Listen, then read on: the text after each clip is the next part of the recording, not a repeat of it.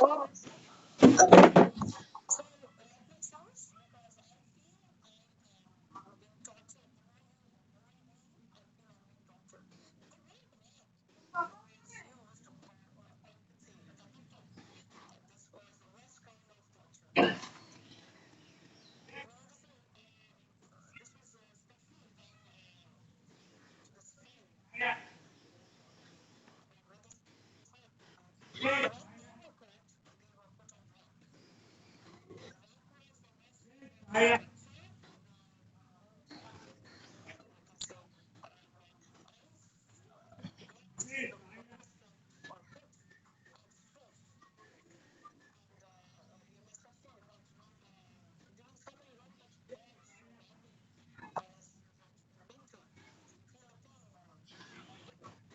that was only to make the pain worse.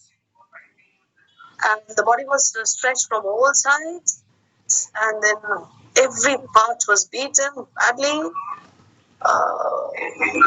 You cannot think about the kind of torture, and that was done only to make the spy tell the truth.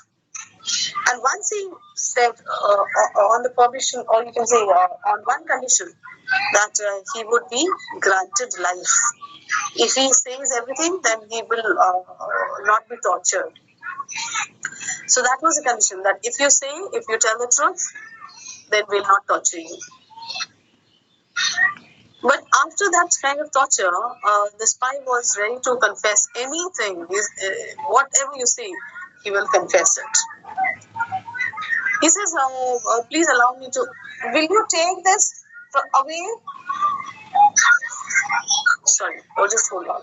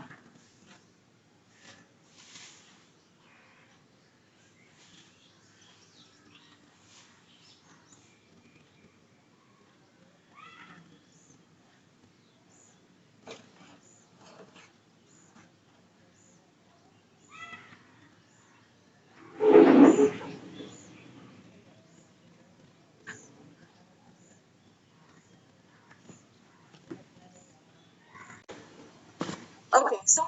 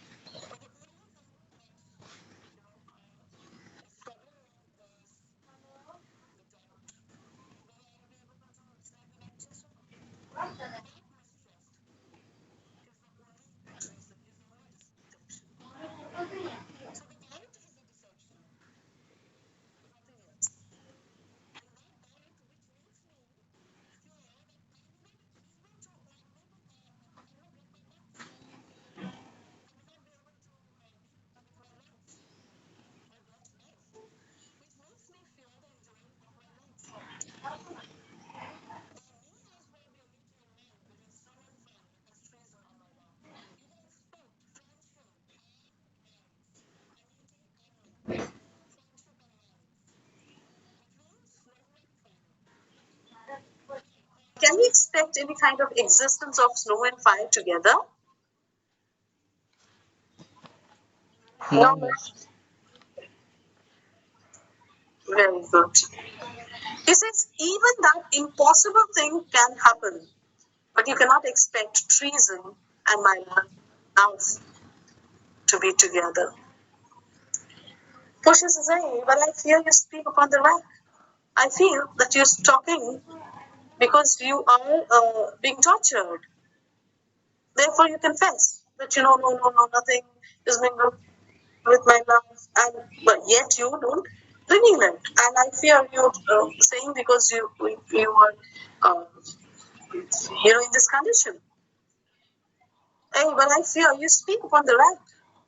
And when people are put on rack, they confess anything.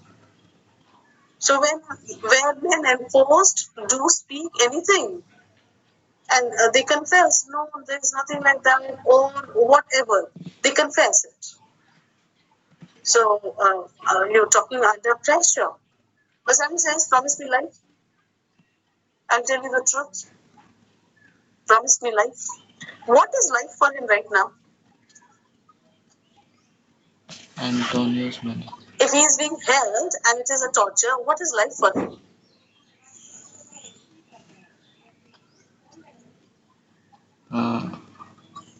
The spy was promised life and he confessed the truth. What is life for Bassanio?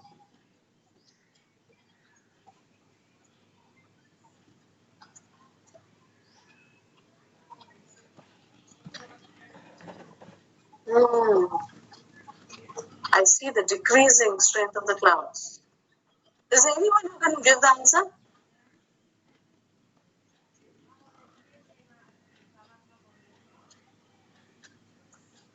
Is there anyone who can give the answer? Let's to be with Portia.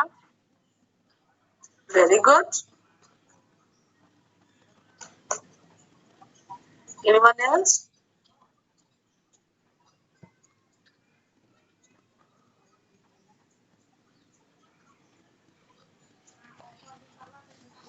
No one.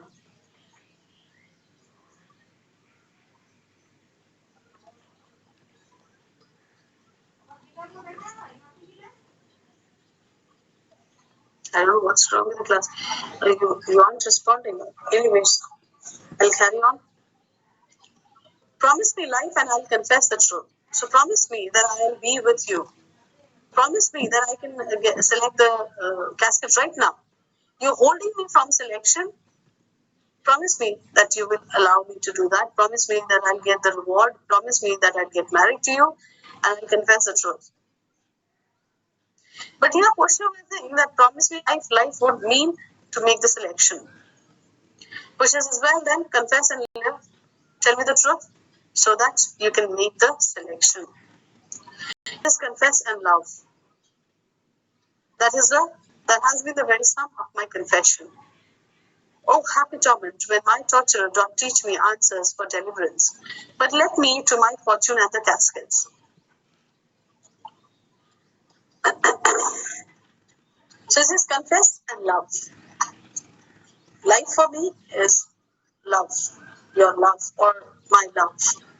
Have been the very sum of my confession. This is the only thing that I have to confess, that you are my life. My love is my life. And this kind of torture which is being done by my beloved is the happiest torture. Oh, happy torment. When my torturer, the one who's torturing me, is giving me the answer to come out of it. That is, if I get her love, I'll not be tortured anymore. So, daughter, she is saying that I promised you that you'll be with me, and now you're free from you can say, the torment. But let me to my fortune and the caskets. But right now, let me or lead me to the casket so that I can see what's there in store for my as my fortune. But let me to my fortune and the caskets. Portia says, away then, I'm locked in one of them. If you do love me, you'll find me out. Nerissa and the rest, you'll find me out. Sorry, Nerissa and the rest stand all aloof.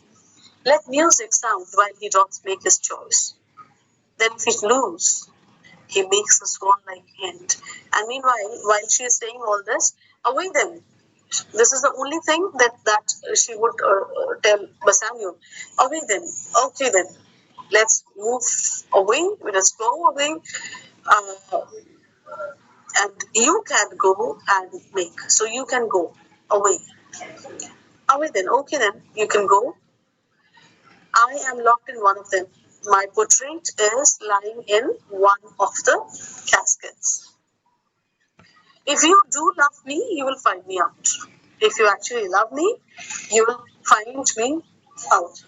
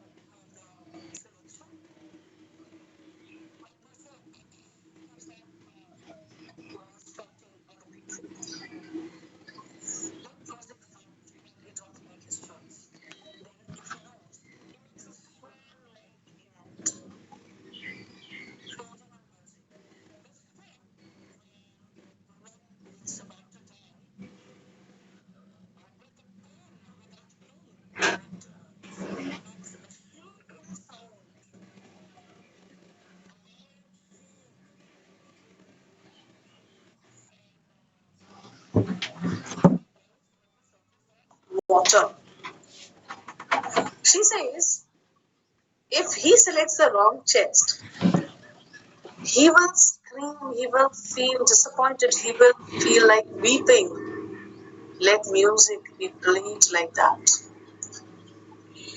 So that when he loses hope, loses his chance, loses everything, is the death of his hopes, his wishes. That should be. Now, just try to, imagine the swan which makes a loud shriek, or you can say loud noise before dying, and the body is there on the water body, okay, whatever, the lake or whatever you say. Her eyes and the tears that roll from her eyes, those tears will serve as the deathbed of his expectations, just like the water body serves as a deathbed for a swan. Could you correlate it? Could you understand the imagery, the metaphor, the simile, all these things? Yes, miss. Yes, could you please explain once again? Okay. Are you able to listen to me properly? Yes, miss. Very good. A swan, when it is about to meet its death, makes a loud noise. Is that clear? Yes, miss. And then dies, and its body lies on the, or its dead body lies on the water body. So the water body, whatever it is, the lake or the pond, it serves as a deathbed for the swan. Any doubt there? No. Very good. My tears will serve as a deathbed of Bassanio's expectations, hopes, his dream.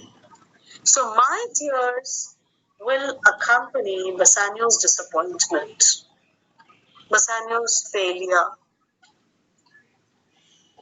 Bassanio's lost hope, Bassanio's lost love.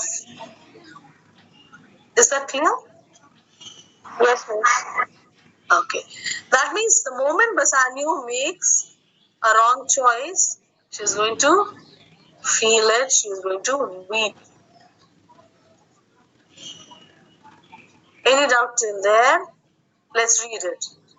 Then, if he lose, he makes a swan-like end, fading in music, and let the music be played in that manner.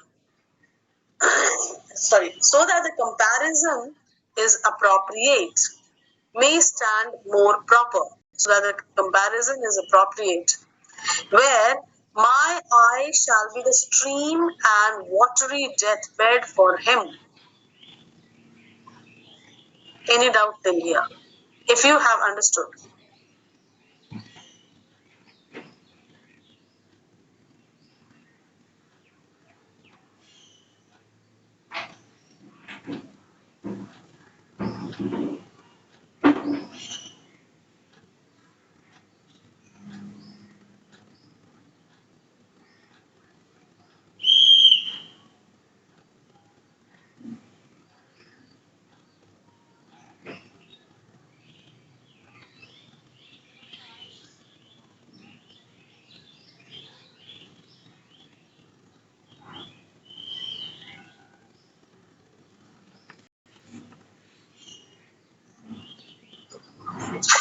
Okay.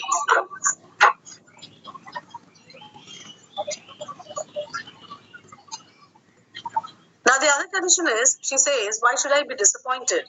First thing that if you're concerned about anything for the welfare or for the benefit or for or whatever, if you care for something, the first thing that hits you is that nothing should happen to it. So you are apprehensive of some danger. You foresee some danger there. So the first thing that would strike is maybe he'll not be able to select. Something that she would never want. That might happen. Okay, this is one thing that we all anticipate. Now, she says, why should I think in this manner that he may not be able to select? There are chances that he may win. Why don't I think about that? And what kind of music should be then? And what is music then? What kind of? The music should then be that when it is that is played when prince is being crowned, or when uh, a king comes victorious, being victorious he comes, and or maybe a prince is being coronated. So the music should be played like that. He is being coronated, he is being given the reward, or he is being made the king. Then music is even as the flourish when the true subjects bow to a new crowned monarch. So then that kind of music should be played where everyone is happy and giving due respect to the new monarch. Such it is as are those dulcet sounds in the break of day that creep into the dreaming bridegroom's ears and summon him to marriage. And the music should be like the one that is played early in the morning to wake up the bridegroom and remind him that it is his wedding day.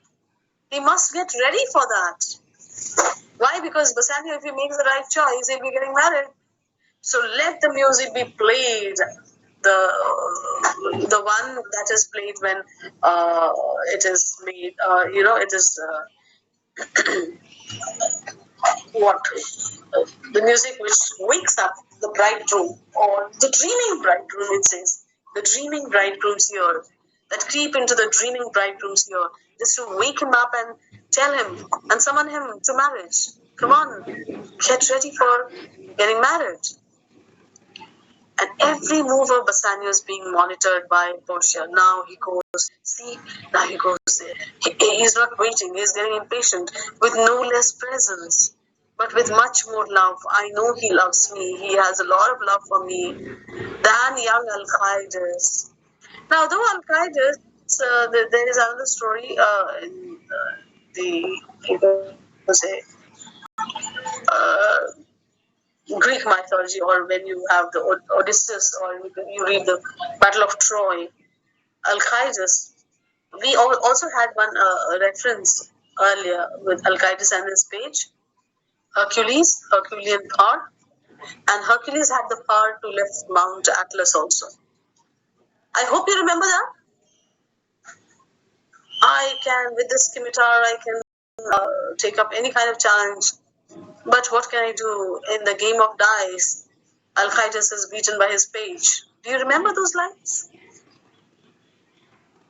Yes, miss. Okay, it's only Ishan saying so.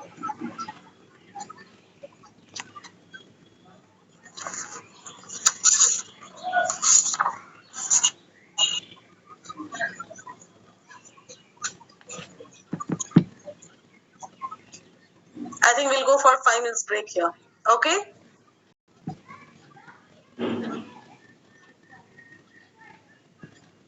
Right? Yes, miss. Yes, miss. Should we go for 5 minutes break? Someone has joined right now. Okay, and then we'll begin from there. And I want you to recollect what reference of Alcides was given by the Prince of Morocco. Hercules and his page, Alcides and his page. Okay? And then we'll do the rest of it. We'll take 5 minutes break here.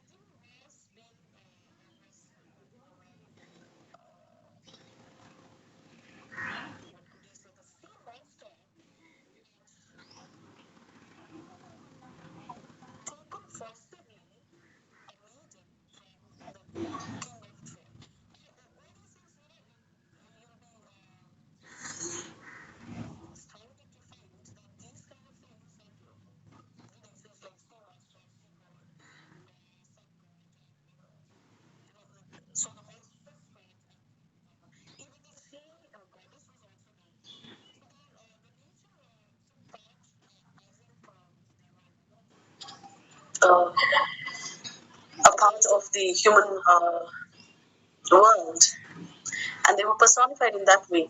So much so that every aspect of nature took a form, and they played a vital role in the person's life. So here, the sea monster who had, because Troy was on two sides of, on one side that had or faced the sea. So it had to be, every time, even if the sea waves come, you can figuratively say that, the sea monster is taking a revenge with a Trojan king, as if. So this was an entirely different concept and a different world where every aspect of nature was personified. And you could practically see them interacting with each other. And this was only done in the world of literature, or you can say literature, where you can enter into the world of imagination, that the sea monster has come and taken the maiden from Troy. And Alcides is now going to fight with the sea monster to take out or to get the to redeem the virgin tribute that has been paid by Troy. So Troy, the king of Troy, surrendered to sea monster, and the sea monsters, when he pleaded to sea monster release it, then he asked for some sacrifice, and everyone. Dardanus was the person whose descendants lived in Troy. So everyone who's witnessing this are the Dardanian wives, and they're all weeping, and with the tears, the faces are smeared with tears. They cannot see properly, bleared visages, and they want to see how Alcides or Hercules is trying to save the maiden, to save the girl from, or to come back with the girl from the sea monster. So Hercules has gone to fight the sea monster, and he will redeem the girl. He will bring the girl back to Troy. Hercules goes to fight the sea monster. Bassanio goes to fight among the caskets. If he selects a like chest, if Hercules is able to be victorious, so you can imagine that two things are being compared in this manner. So then Alcides, when he did redeem the virgin tribute paid by howling Troy to the sea monster,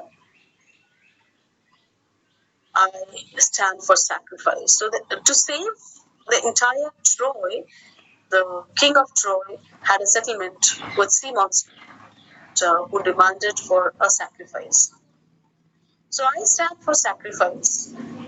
The rest aloof are the Dardanian wives, with bleared visages come forth to view the issue of the exploit. Go, Hercules, live thou, I live, with much, much more dismay. I view the fight than thou that makest the fray. So, what is Bassanio going to take out? The virgin tribute as the portrait. He is going to bring out the portrait from the sea monster, that is a casket. Dhruv Mishra has left. Uh, there was one more who left right now. Okay. I could read that name also. Okay. So that is what Portia says while music is played, while Bassanio comments on the casket to himself. While Bassanio is trying to find out which is the Vanchika Vanchika. Don't leave the meeting right now. Please don't leave the meeting right now. Okay. Any doubts there?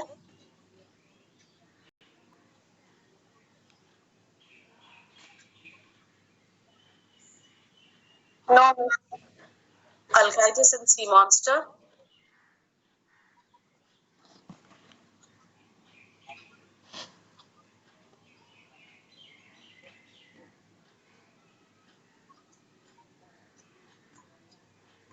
Alcides and Sea Monster. No, miss, no Oh, doubt. it's saying Al Qaeda. Miss Randhir? No, miss, nothing.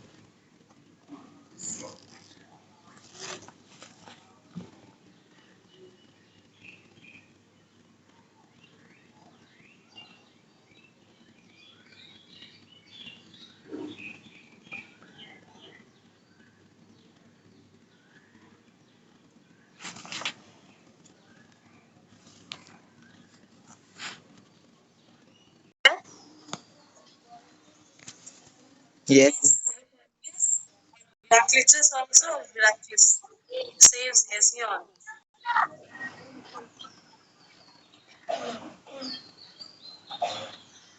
He's taking away Hesiod to Troy, and he fights the sea monster there.